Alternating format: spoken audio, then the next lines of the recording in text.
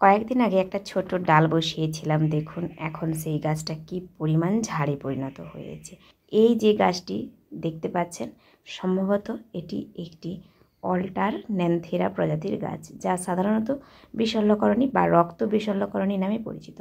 এটি একটি showcase plant বা হেজ প্ল্যান্ট নামে ব্যবহার হয়। এর বৈজ্ঞানিক নাম অল্টার ন্যান্থেরা। এই গাছটি বাগানের সীমানা বা হেজ তৈরি করতে এবং শোকেস প্ল্যান্ট হিসেবে ব্যবহৃত। এর বিভিন্ন প্রজাতিকে লুইডিয়া পালুস্ট্রিজ বা লুইডিয়া রেপেন্স নামেও ডাকা হয়।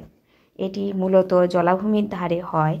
বাগানের ধারগুলিকে রক্ষা করার জন্য, ঘিরে রাখার জন্য এই গাছটি লাগানো হয়। এটি দেখতে খুব সুন্দর লাগে এবং অনেকে এটিকে আবার শাক হিসেবে খেয়েও থাকে। এটি অ্যান্টিঅক্সিডেন্ট সমৃদ্ধ। এই শাকের অনেক গুরুত্ব ভূমিকা রয়েছে এবং এই শাকের মধ্যে প্রচুর পরিমাণে আয়রনও রয়েছে, তাই এই শাকটি অনেকেই রান্না করে খেয়ে থাকেন। শাকটি একটু মাটির গন্ধ। বাগানের ধারে সুসজ্জিত হয়ে থাকে এই গাছগুলি। ছোট ছোট একটি ডাল বসিয়ে দিলেই প্রচুর পরিমাণে ভর্তি হয়ে যাবে আপনার বাগানটি। এই যে দেখুন, এখানে কত বড় ঝাড়টা হয়েছে না। আমি একটা ছোট ডাল বসিয়েছিলাম, সেখান থেকেই দেখছি কয়েকদিনের মধ্যে কি বিরাট একটি ঝাড়ে পরিণত হয়েছে। তাই সারা বছর শাক খাওয়ার জন্য আপনারা এই গাছটা লাগাতেই পারেন।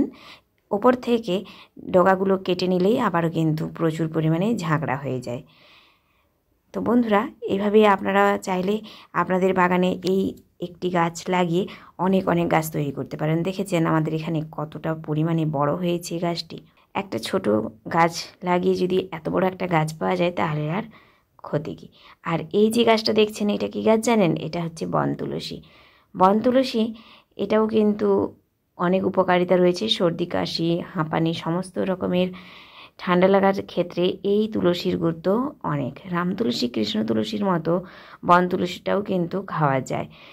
আর আমাদের হিন্দুদের বাড়িতে মারা গেলে শ্মশানের মাথার সামনে একটা তুলসী গাছ দিতে হয়। অর্থাৎ শ্মশানে মৃতদেহ পোড়ানোর পর একটি তুলসী টবে রেখে আসতে হয় তুলসীর গাছ। সেই তুলসীর গাছটা কিন্তু এই গাছটা। এই গাছটা না পেলেই তখন সবাই সাদা তুলসীটা রেখে আসে, কিন্তু সাদা তুলসীটা দেওয়ার নিয়ম নেই, এটা দেওয়ার নিয়ম।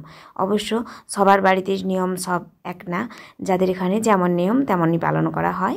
তাই কেউ কিছু মনে করবে না। আজকের মতো আসি, টাটা।